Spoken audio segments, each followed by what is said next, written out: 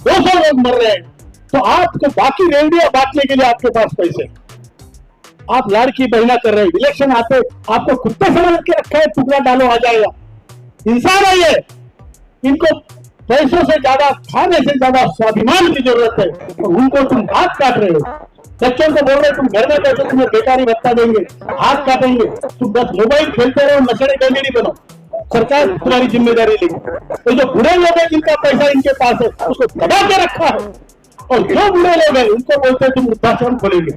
अबे मेरा पैसा दे, वृद्धाश्रम मैं खोल लूंगा, मुझे खोलना है। पढ़ना लिखना जरूरी नहीं है, काम करना जरूरी नहीं है। आप घर में बैठो, आपको राशन मिलेगा, आपको 10,000 रुपए मिलेंगे, तुम ऐश करो, लेकिन हमारी भीख पे जियो। भिक्षा पे भीख पे जिलाने वाला नेशन पैदा कर रहे हैं।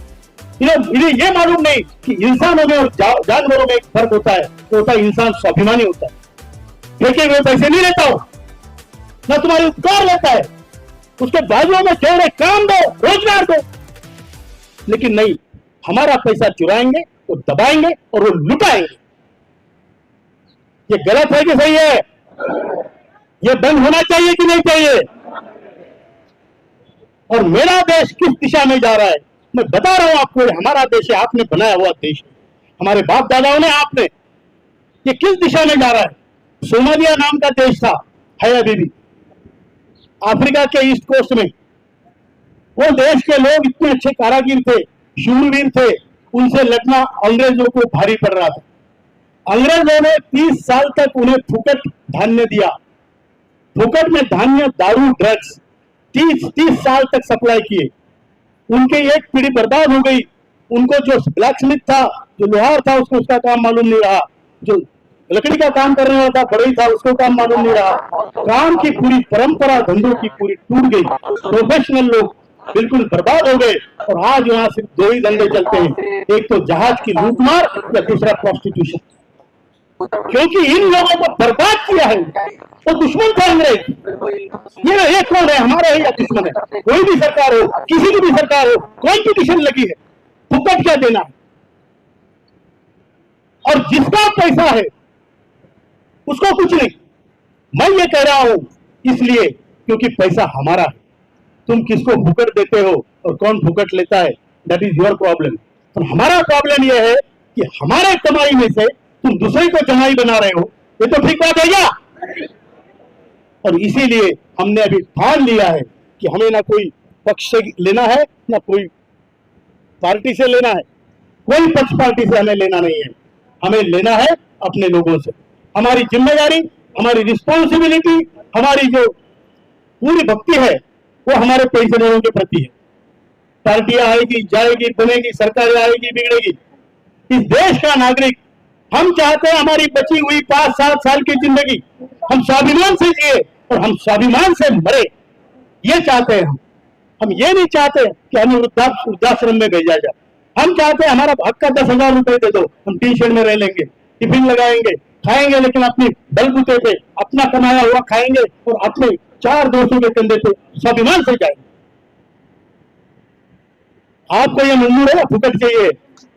हम किसी से भीख नहीं मांगते, अपने हक का पैसा मांग रहे हैं, और जो देने वाले हैं वो फुकट में ले रहे हैं, फुकट में ले रहे हैं। पेंशन, भत्ते, पैसा ऐसे लोग, और उन्हीं से हमें न्याय मांगना पड़ रहा है। साहब हमारी पेंशन का कुछ करो। दूसरे दिनों संसद में बोलते हैं सांसदों की पेंशन का मैं खुद बढ़ाओ। हुआ है कि नहीं हुआ है? हुआ है भाई, ये हमारे देश में हुआ है, हो रहा है। और हम जो जिनका पैसा है वो कटोरा लेके घूम रहे हैं, हम 10 साल उनके पीछे घूमे।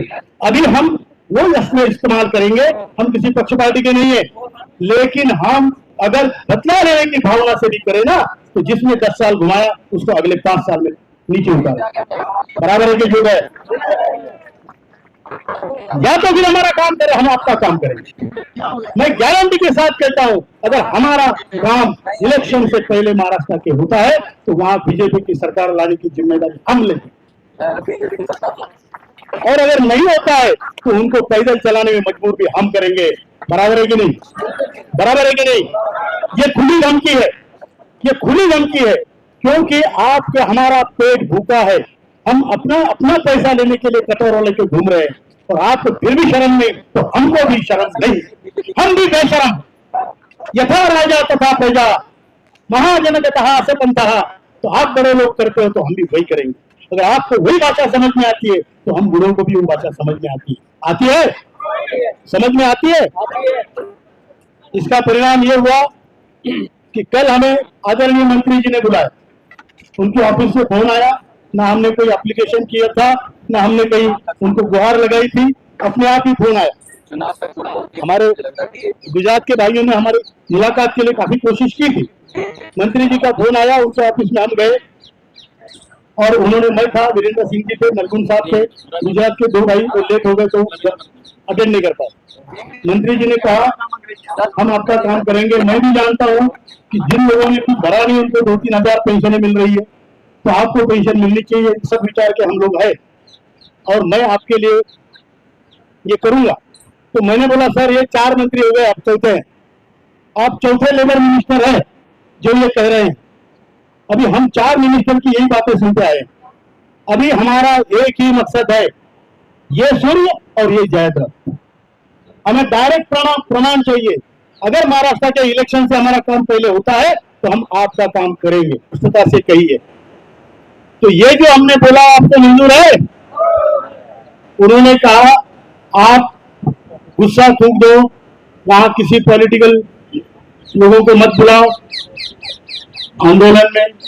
तो हमने बोला फिर आप आ जाओ, दूसरे किसी को अगर नहीं बुलाना है तो आप आ जाइए और आप डिक्लेयर कीजिए कि आप करना क्या चाहते हैं, लोगों से डायरेक्ट संवाद कीजिए। आप हमारे मंत्री हैं और हमारा पूछने का हक है, आपका भी बताने का हक है, तो आप वहां आइए। तो उन्होंने बोला कि मैं आ नहीं सकता क्योंकि मैं नेता हूं, मंत्री हूं, आंदोलन में नहीं आ सकता। तो हमने बोला चिट्ठी दीजिए, जो कहना चाहते हो लिखित दे दीजिए, हम कर देंगे लोगों के सामने। तो बोले वो मैं कर सकता हूं, अभी तक कोई चिट्ठी आई नहीं है उनसे, लेकिन उनकी भावना मुझे प्रामाणिकता की लगी।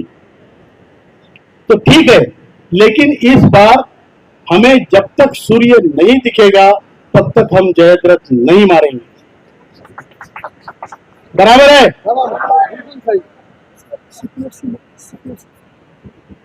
फिर उसके बाद आज अभी जब अपनी सभा चल रही थी, करीब 1 बजे सीपीएफसी के ऑफिस से फोन आया, सर आपके लिए हमने कल अपॉइंटमेंट रखी है। मैंने बोला हमने तो मांगी नहीं है। हमने तो मांगी नहीं। बोले नहीं सर आपके लिए 2 बजे का कल का अपॉइंटमेंट है। मैंने बोला 2 बजे तो अभी हमारा कार्यक्रम के बाद हम वापिस जाएंगे, हम आज आ सकते हैं। बोले आज 2 बजे आ जाओ। मैंने बोला 2 बजे तो कार्यक्रम चलेगा, हम 3:30-4 बजे आ सकते हैं, आपको मंजूर है? तो बोले 3:30-4 बजे तक फिर यहाँ अफसर। मैंने बोला कितने बजे जाते हो घर कितने बजे जाते हो भाई? 5 बजे जाते हो ना, तो उसके पहले आएंगे। तो फर्क पड़ रहा है। क्यों पड़ रहा है? आपने भूमिका बदली। हमें मालूम है कि सत्ताधारी नहीं तो दूसरा भी हमारा नहीं है, और हमें यह भी मालूम है कि वहां चाहे हमको गधा चुन के दे या घोड़ा, लाते तो हमें ही खानी है, बराबर है कि नहीं? और तबेले में हम ही रहेंगे उसके साथ, नाक दबा के लाते खाते रहेंगे, बराबर है कि नहीं? लेकिन हम इसमें कम से कम हमारा स्वाभिमान रखेंगे, और हमारा अगर किसी ने अपमान किया तो उसको जमीन में गाड़ेंगे। मंजूर है? तैयारी है? यही करेंगे पूरे देश में। हरियाणा में हमारे मिश्रा जी को हमने कहा, जो वहां के सचिव है, बड़े नेता है, हमने कहा 4-5 मीटिंग लगाई, हम अपने पैसे से आएंगे, सीपीएफ पेंशनधारकों की मीटिंगें लगाएंगे, कार्यरत कर्मचारियों को जमा करेंगे और उनको बोलेंगे आपके अस्मिता, किसी पार्टी के मत बनो, खुद के बनो, खुद की अस्मिता, खुद स्वाभिमान, उसके लिए आपको वोट देने। सिमिलरली महाराष्ट्र में अगर हमारा काम होता है, यस हम तुम्हारा काम करेंगे, नहीं होता है तो फिर भैया देख लो, फिर हमें भी देख लो। अभी तो हम चुप रहे, इसका मतलब ये नहीं कि हमारे पास शस्त्र नहीं है, हमारे पास शस्त्र रखे हैं। बर्बरिक जैसी कहानी है, 3 शस्त्र है, मालूम है ना? खाटू श्याम जी की कहानी, 3 शस्त्र है।